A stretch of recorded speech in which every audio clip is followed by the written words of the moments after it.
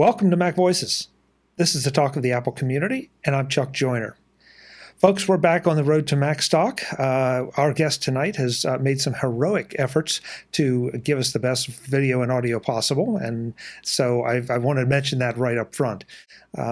But Wally Cherwinski has given a session at Macstock before, and the worst thing you can say about it is that it costs you money every time he gets on stage. The best thing is that you come away with a lot of great new toys to do great new things with.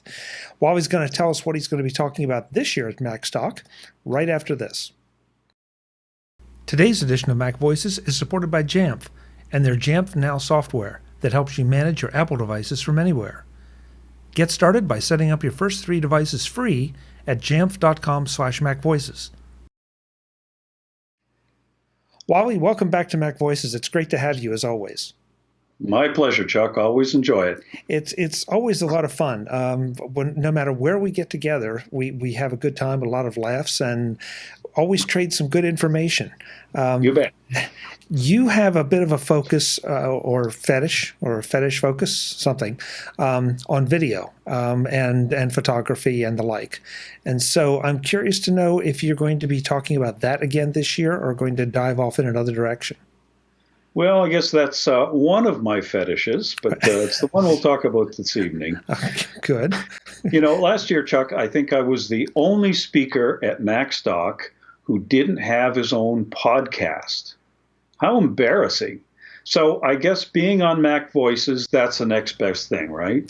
Absolutely. And it could be yours. You're welcome anytime. What the heck? Okay, let's do that. Last year, if you remember, we talked, and at Macstock, I told people about different lens kits they could get for their iPhones, mainly the iPhone 6 series or the 5S. We talked about some tips for shooting better 4K video and some of the advantages of 4K. And I gave people some pointers and how-tos for doing better videos. It was pretty superficial. Ironically, though, I didn't actually show people any videos. So although I talked about it a lot and told people good things to do and gave them tips, I didn't actually illustrate them as well as I could have. So I'm trying to make up for it this year. So I'm going to show some of my own favorite videos that I've done myself, and we'll do like a mini film festival. But what I'm going to do at the same time is talk about some themes that people can come up with and some techniques that they can use to make some memorable short videos of their own. So the kind of projects I do normally for clients, I do video promos, I do training videos, I do some travel features, I do short documentaries, even music videos. But when I do stuff for myself, I love doing travel videos. So whenever I travel, that's always the most fun to me. And I'm going to show some of those videos at Macstock this year. And we're going to talk about some techniques that people can use to make their own, whether they're travel videos, birthday parties, or just casual videos to share with friends. So, for example, the trailers feature in iMovie. I'm going to talk a little bit about how you can plan and do one of those trailers features. They're pretty neat. We're going to talk about how to do theme pieces, where you create a mood and then you do variations on the theme with video. We're going to talk about storytelling. So it's how to tell a story, and in addition, how to make up your own story. Recreating experiences. I'm going to talk about how you use highlight reels. And of course, we can't forget about multicams. We're going to talk about multicam too. Wally, are some of these tips? Let's stay away from multicam because that can be a whole different discussion. But some of the other things, is this something that people can do and are going to be able to do pretty easily? Because I think a lot of us, well, scratch that. I'm not going to include myself in there because I spend way too much time in Final Cut. But is this something that people can do without like a steep learning curve? I think it's really timely right now because I find that more people are actually shooting video now than they used to. I think initially there was a bit of a reluctance for people to shoot video because they were really used to shooting photographs. That was the natural thing to do, shoot a photo. And the video button just never got pressed. These days, I think it's a little bit better, and people are shooting a lot of single shots, so or one-off. So they might take some video of their pet, or it could be their kids, or short things, and they're posting them on Facebook. That's a really good start. So I think people are getting into the habit. But why not take that a little bit farther? Because it isn't that difficult. It just means shooting a few more clips and maybe packaging them together into, maybe a minute or two of really engaging video.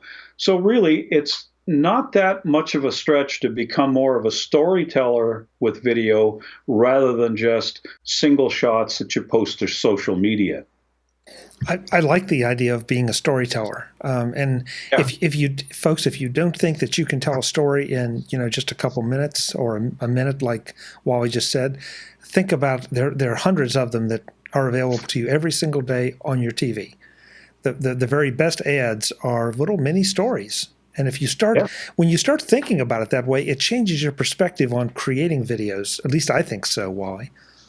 Well, it used to be the TV ads were, well, maybe a minute, minute and a half long. And I'm not sure if people even have the patience to watch a minute and a half of an ad because these days they're 10 seconds, 15 seconds. And yet in that short little period of time, they still manage to tell a story and reel you in. So, yeah, fantastic. Now, I read a statistic the other day about Facebook.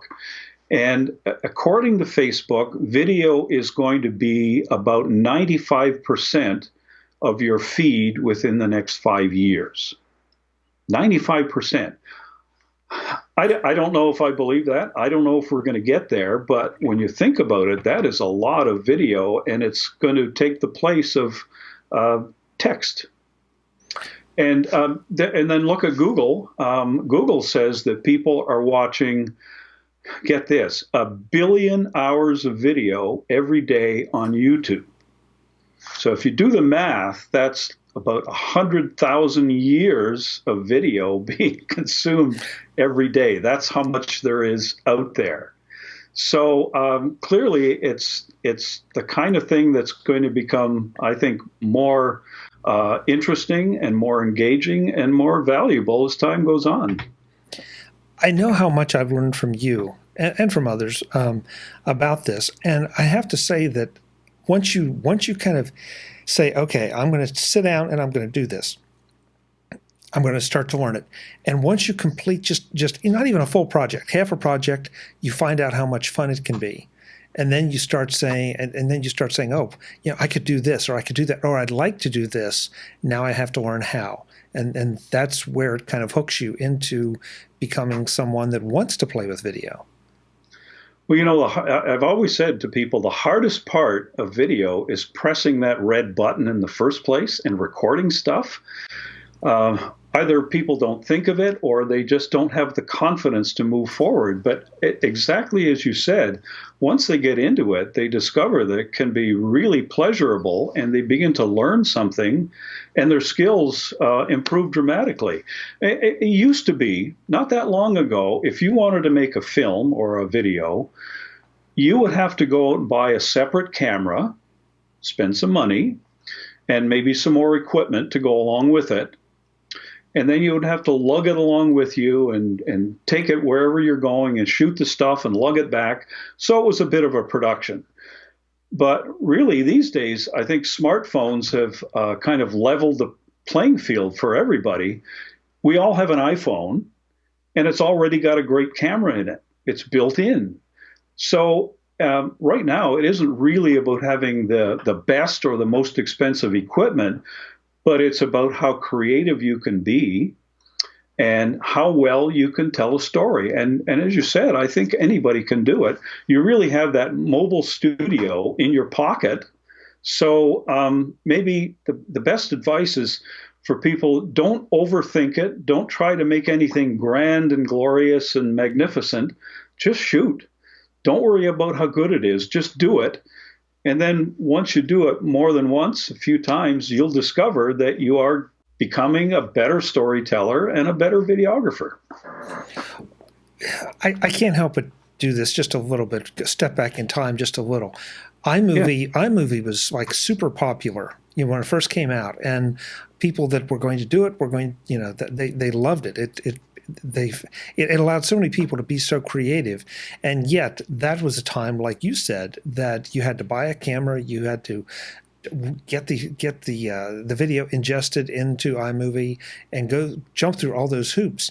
And now, 95% of that work is done because you can sync your videos from your iPhone over to your Mac, and in fact, there's even a version of iMovie for the iPad and an iPhone. So the barriers. If you felt like there were barriers, man, they're just washed away. And now you have to start thinking about A, just doing it, and then B, learning some simple techniques to get you started, and that's where Wally comes in. Well, you mentioned doing things on the iPad, and if you want, you can edit video on your iPhone, on your iPad, on your laptop. Now, personally, I guess I'm a little old school because I need the real estate and I need to spread my work out. But people are really good at editing videos on iPads and on MacBooks. And in fact, I made a short 2-minute video over the holidays, and I did it on my MacBook Air, which is not a very powerful machine, but it worked fine. I made Final Cut Pro work perfectly well with it. And I don't enjoy working in that confined space. It's kind of claustrophobic on a laptop screen, but it worked fine. I remember the version of iMovie you're talking about. I cut my teeth on that one too. And at the time I thought, wow, what a wonderful program this is. In hindsight, it wasn't really such a great program because it was destructive editing. It made you chop up if you didn't remember to make a copy of your video clips, it made you chop them up into little pieces before you could edit them together. But once they were in little pieces, you almost couldn't put them back together again. It was kind of the same metaphor for editing film when you were actually editing film on a flatbed editor, because you would make a copy of your movie and you would have a cutting master, and then you would slice it up with, a little guillotine or scissors, and then you would tape them together and you would edit your movie that way. Well, iMovie was kind of like that. Then when Apple changed to the next iteration of iMovie, they made a few changes that people didn't like. So it didn't work quite the way people expected, and it turned a lot of people off.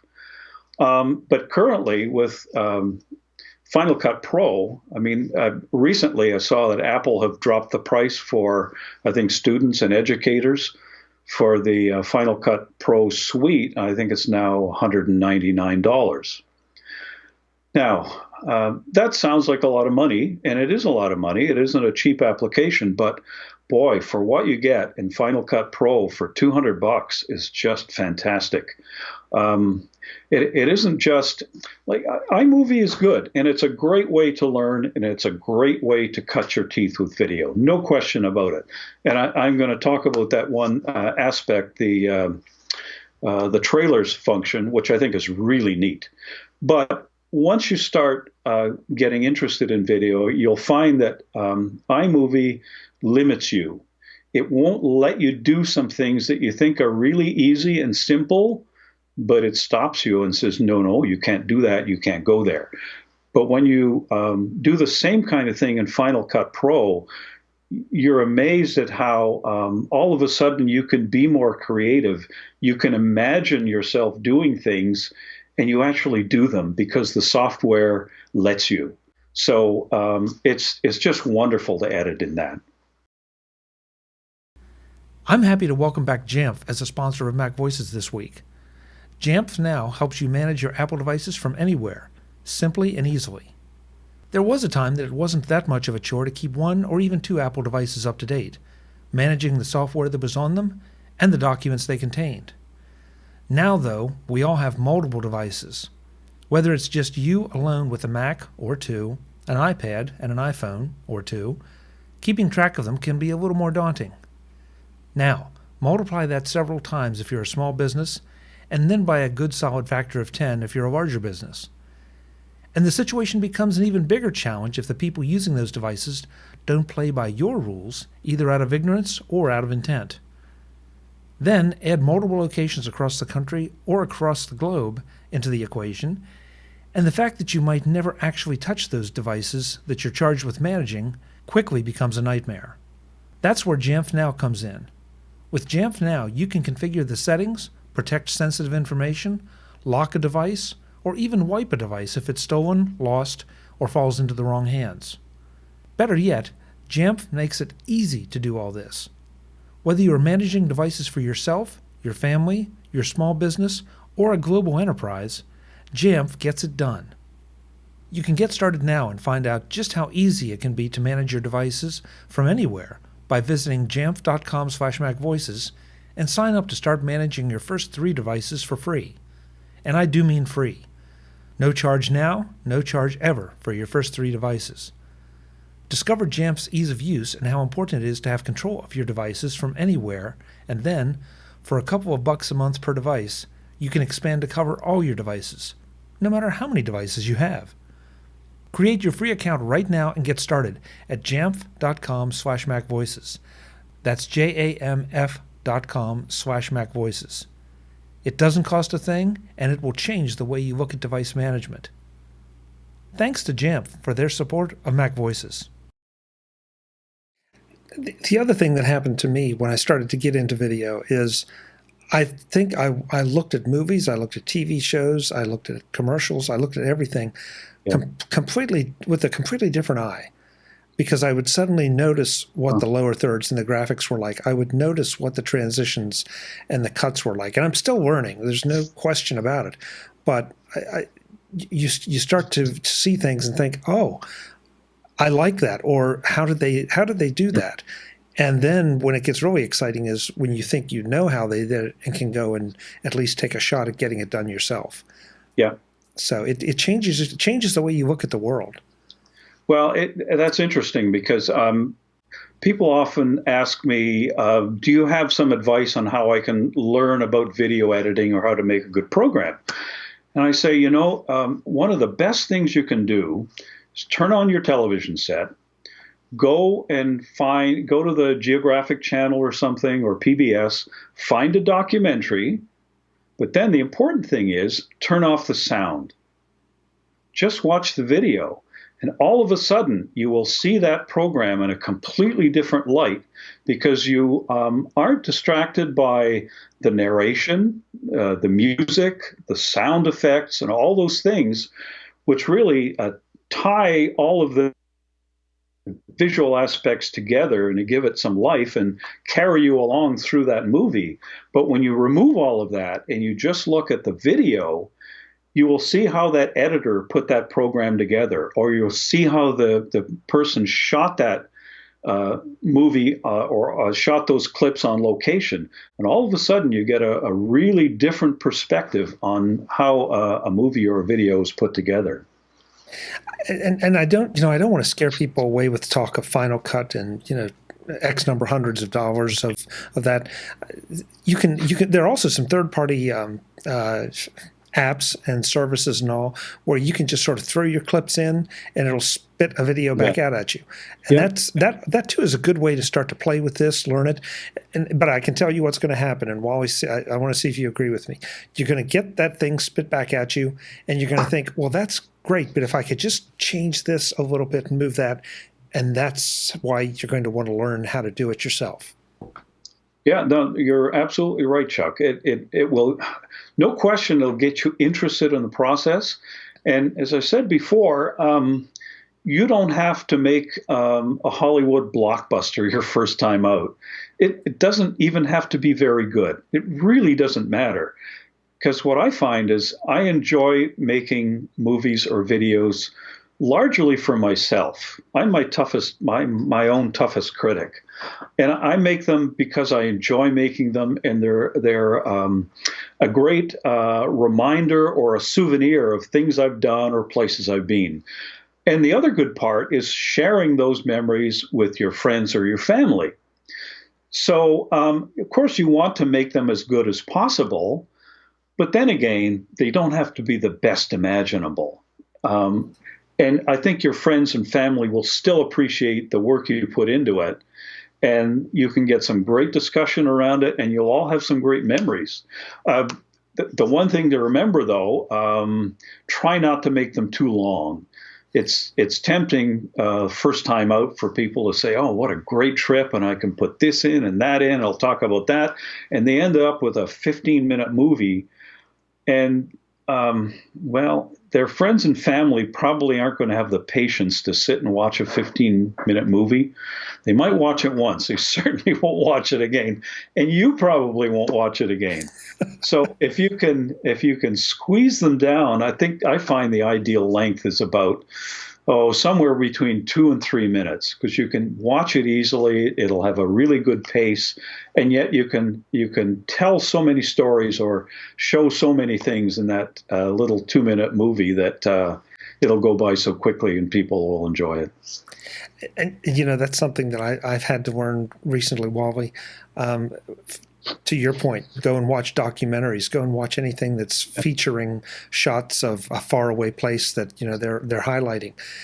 They don't stay on screen very long. They're constantly cutting and panning and zooming, right. And it's so I don't know what the average length of those clips is, but I would guess a few seconds, if that.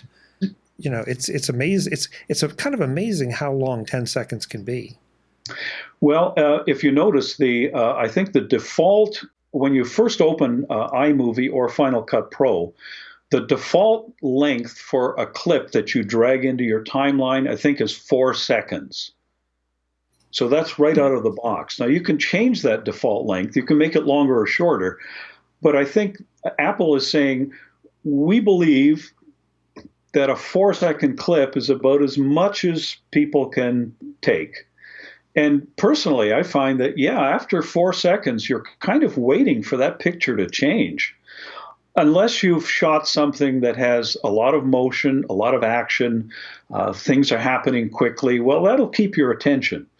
But if it's a more or less static shot, more than 4 seconds, you're ready to go on to something else. So I find, with a good pace, depending on the music and the effects, something around 3 seconds is about the average length of a shot that works for me. Wow.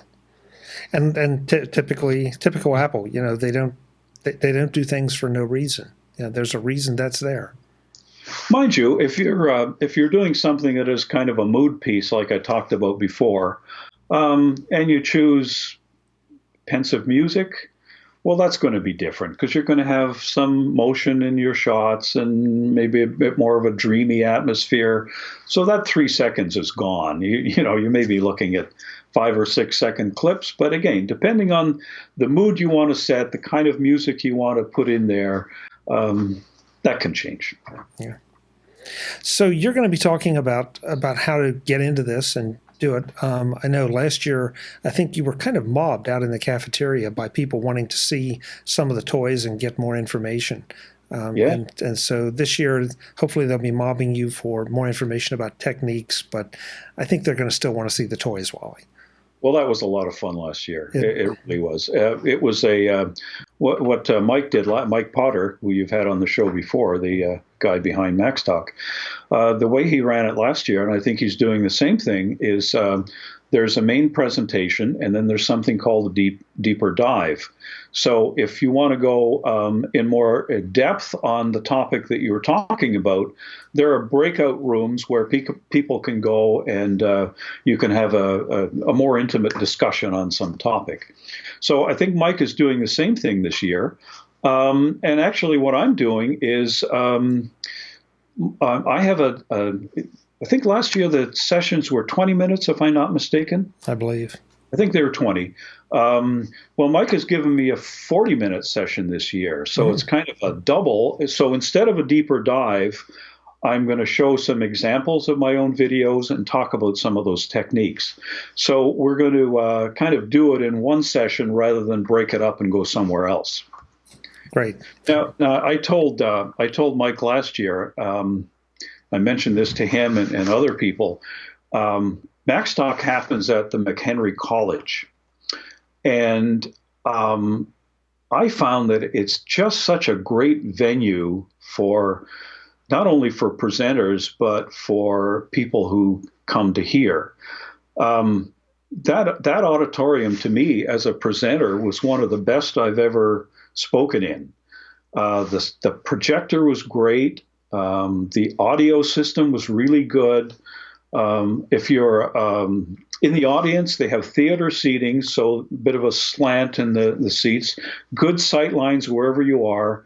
The other really good thing is it's not too big and it's not too small. It's one of these Goldilocks Three Bears things. It's just about the right size of room. So the speaker and the audience, I think, have a connection. At least I felt that. It felt very comfortable, and I could engage with the people that I was speaking to. And of course, after the sessions, really good open areas outside the main auditorium. You can go have a coffee, you can hang out with people, you could chit chat, just have a break. So really, really good facility, I found. And that was sort of the beauty of it too. You know, the presentations were going on, and you definitely wanted to be in there for the presentations. Mike gave us some networking time, and that gave people a chance to come and talk to you or talk to whichever speaker they wanted to find out a little more or maybe get some questions answered. So yeah, it was a blast, and I think it's going to be even better this year with more time and more sessions and all. Well, it's 2 days this year instead of 1 or 1.5, so that's a really good thing. And you remember, of course, Macstock #1. At the time, it was the kind of event that came along and it helped us ease our withdrawal symptoms since Macworld went on hiatus, shall we say. And, you know, we got used to seeing old friends every year, at least once at Macworld, and hanging out for a few days, and it's just wonderful. So when Macworld wasn't happening anymore, I'm sure you were the same as me. There was an empty spot, and you said, gosh, now what are we going to do? And Macstock came along, fortuitously, and guess what? We saw our old friends again, but the best part is, we made a lot of new friends. So it isn't just the previous friends that you look forward to seeing now. In Macstock year 2 and 3, I've made so many other friends, and I'm looking forward just as much to seeing them.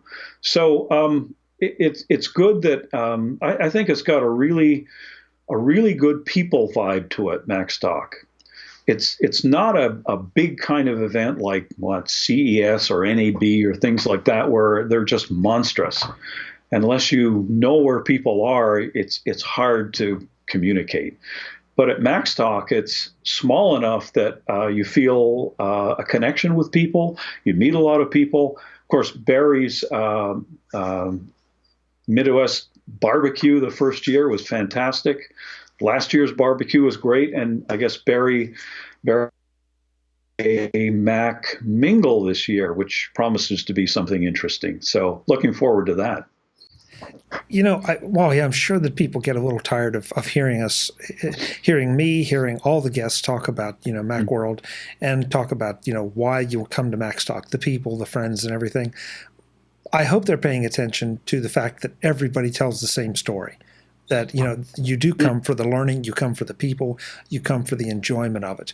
There's so much to be said for all of that, and that's I hope that the fact that everybody says it helps legitimize it. It's not just one or two people trying to advance an agenda. No. It's all of us having this common experience, and we want to share it. Well, what I could have said is the first year, Macworld, I think, was on everyone's mind. But now we're up to Macstock 3, and really Macstock has become an event in its own right. It isn't now that we're comparing it to something that we used to enjoy. it's now what we enjoy. So I look forward to coming to Macstock as much as anybody else. It's a great point. It's a great point. Well, I can't wait to see you and Wendy both. I know it's going to be a whole lot of fun. Before you go, I want to make sure we let people know where they can find you and maybe even see some of your work in anticipation of Macstock. Well, I guess the best thing is to pick up your latest issues of ScreenCastsOnline monthly magazine every month. In fact, April 1, there will be a new edition, and I'll be reviewing some new lens kits for the iPhone 7 Plus. But every month I write a video column in that magazine, and it's a lot of fun. And I know you have some of your MacVoices content in ScreenCastsOnline too. Yes, we do, and I always enjoy your magazine, or pardon me, your articles. They frequently cost me money, but that's just the price of admission. Hey. And yet, do you mind if we mention your YouTube channel as well? Of course. Just look my name up and you will land on my YouTube channel. And I hate to mention Macworld again, but there's a lot of old footage from Macworld, including some of the multicam stuff that we did at the Cirque du Mac party that you were involved in, Chuck. But I've also put some more recent things up, and I think after Macstock, I'll be putting some of the videos up that I'll be showing there. So, yeah, by all means, have a look at that and enjoy it. Okay, so that may be a little homework for folks. Just go and watch a couple of Wally's videos before you get there to see what he's going to be talking about. We could do that. Wally, it's great to see you. Thanks so much. We'll see you in Woodstock in July. My pleasure, Chuck. Look forward to it. Folks, I'm Chuck Joyner. This is MacVoices. Again, we hope you will join us July 15 and 16 in Woodstock, Illinois for Macstock. It'll be a blast. So please go to macstock2017.com or macstockconferenceandexpo.com. Both will get you to the same place. You can register and join Wally, join me, and join all the folks we've been talking to here on the road to Macstock. Until the next time, thanks for watching. Visit MacVoices.com for show notes, links to subscribe, and to connect with Chuck on Twitter, Google+, Facebook, YouTube, Vimeo, SoundCloud, the MacVoices blog, the MacVoices Dispatch, our weekly newsletter, and on MacVoices Magazine, free on Flipboard that helps you do more with your Apple tech.